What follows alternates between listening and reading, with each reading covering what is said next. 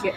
Assalamualaikum warahmatullahi wabarakatuh. Perkenalkan, nama saya Adila Najwa. Perkenalkan, nama saya Nelin. Perkenalkan, nama saya Kakai. Di video kali ini kami akan menjelaskan materi tentang persebaran nenek moyang. Proses kedatangan nenek moyang. Dari penelusuran sejarah, diketahui bahwa nenek moyang bangsa Indonesia berasal dari Yunan, Cina Selatan. Karena berbagai alasan, mereka kemudian berimigrasi ke berbagai wilayah, termasuk Indonesia. Nenek moyang bangsa Indonesia yang menurunkan generasi paling banyak sekarang adalah bangsa Melayu. Pada awalnya, mereka bergerak ke arah selatan, memasuki Vietnam, dan terus melanjutkan petualangannya hingga mencapai Kepulauan Indonesia. Bangsa Proto-Melayu terdesak ke arah timur setelah kedatangan bangsa Deutero-Melayu. Proses kedatangan mereka dibagi ke dalam dua gelombang. Yang pertama, Proto-Melayu atau Melayu Tua. Proto-Melayu atau Melayu Tua adalah ras dari manusia-manusia yang pernah mendiami Indonesia pada zaman Batu Muda atau Neolitikum. Proto-Melayu berasal dari Cina Selatan atau Yunan, kira-kira pada tahun 1500-500 sebelum Masehi, termasuk dari keluarga ras Mongoloid. Yang kedua, Deutero-Melayu. Deutero-Melayu adalah sebutan bagi ras Melayu yang datang pada gelombang kedua setelah Proto-Melayu. Deutero-Melayu adalah ras yang berasal dari Indochina bagian utara, yang kemudian masuk ke wilayah Indonesia.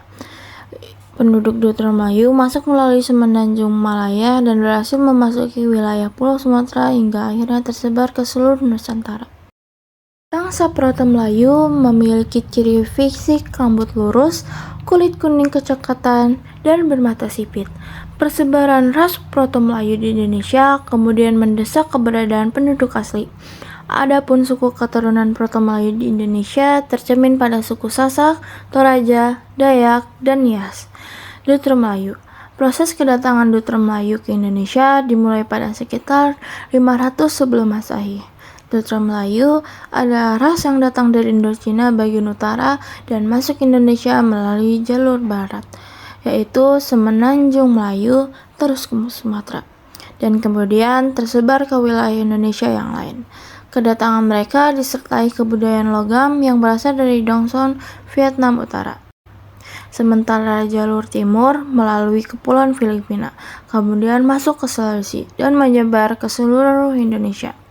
Bangsa Proto-Melayu tiba di Indonesia pada sekitar 2000 sebelum Masehi dengan membawa kebudayaan Neolitikum, utamanya kapak lonjong dan kapak persegi.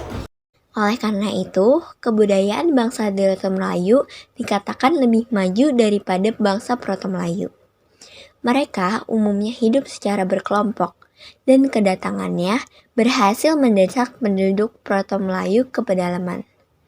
Keturunan Deutero-Melayu antara lain adalah masyarakat Jawa, Minang, Bali, dan Bugis. Melanosoid, ras lain yang terdapat di Kepulauan Indonesia adalah Melanosoid, yang kedatangannya lebih dahulu daripada bangsa Proto-Melayu. Melanosoid merupakan suku bangsa berkulit hitam yang berasal dari Teluk Tonkin. Suku bangsa Melanosoid membawa kebudayaan Bachon Hobin yang setingkat lebih tinggi dibandingkan dengan kebudayaan penduduk asli Indonesia pada saat itu. Kedatangan suku bangsa ini sekaligus menandai dimulainya zaman Mesolitikum atau Batu Tengah di Indonesia.